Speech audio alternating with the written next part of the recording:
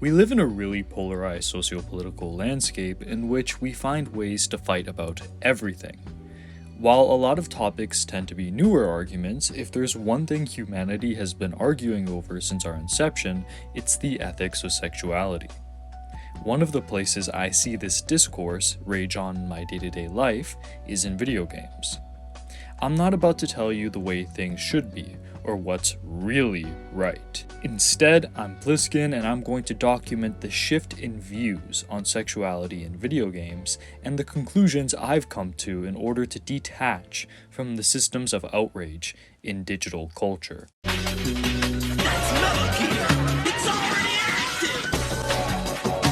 The Y2K decade was crucial in the formation of many genres, mechanics, and developer identities. This was an experimental time where sequels to horror games would turn into the first character action game.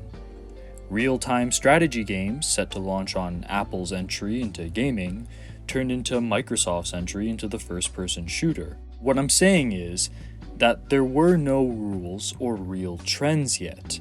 There weren't even really industry standards until the end of the decade. This, of course, led to controversy. Suddenly, various oligarch pedophiles began lecturing us on the dangers of digital violence and sex. And while we've become increasingly comfortable with violence in games, we still can't seem to reconcile sex. We look back now, especially in the age of remakes, and question depictions of women and say, this is ridiculous and disrespectful. And while there were blatant examples of misogyny, a lot of these outfits and looks were simply products of their time. Ashley's pop star outfit is very Britney Spears. Maria's intentionally sexualized demeanor is straight off the red carpet. Of course, some people still don't like this and sought to make changes.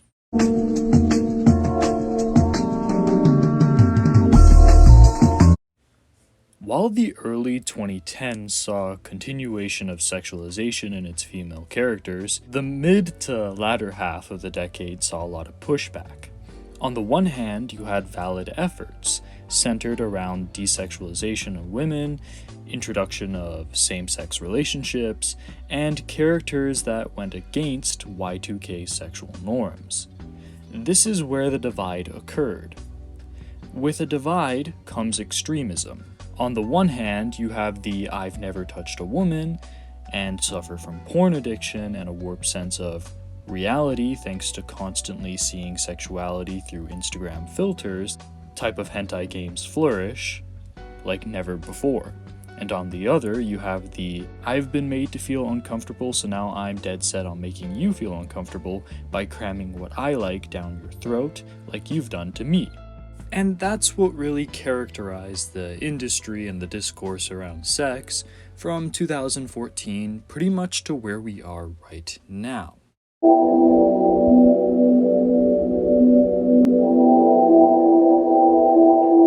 I and most people I talk to seem to be past the whole, ew, I don't like this, it's woke, or ew, I don't like this, it's not woke, phase that has defined our interactions for nearly 10 years. I realized one day how cringy I was, strawmanning everything I didn't like as being woke garbage, and just learned to shrug off the things that weren't really my thing.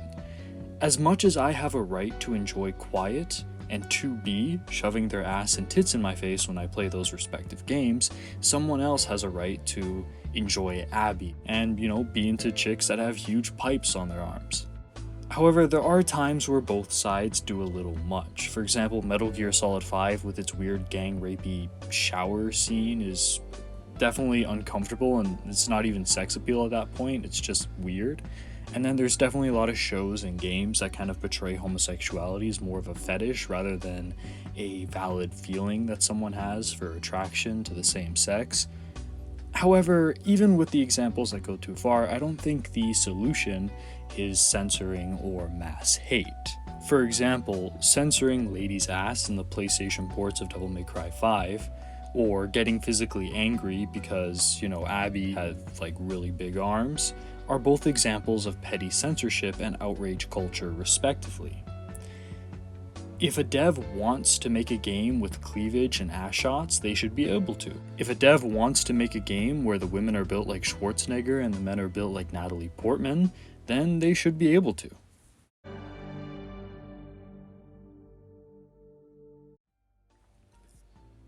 Live and let live. Enjoy what you enjoy. Censoring devs is cringe. Being just a straight dude, I tend to like sex appeal in my games more in the fashion of a lot of Y2K style, where it's centered around, the female body. Like, that's my thing. That's what I enjoy, and I have a right to enjoy that. At the same time, if you like stuff like Abby, or the sexualization of the male body, or something that's non-binary, you have just as much of a right to like that as I do what I like. Basically, again, live and let live. And if you get pissed off when women don't look like this, fuck you.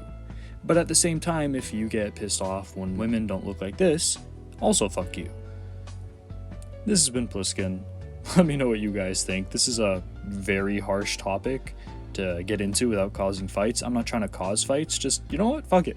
Let me know what you like down below. Let's talk about things we like instead of arguing and talking about things that we feel other people should like. So yeah, I'll see you fuckers in the comments. This has been Pliskin, over and out. This is Solid Snake. Hey, subscribe to Pliskin Boy. God damn it.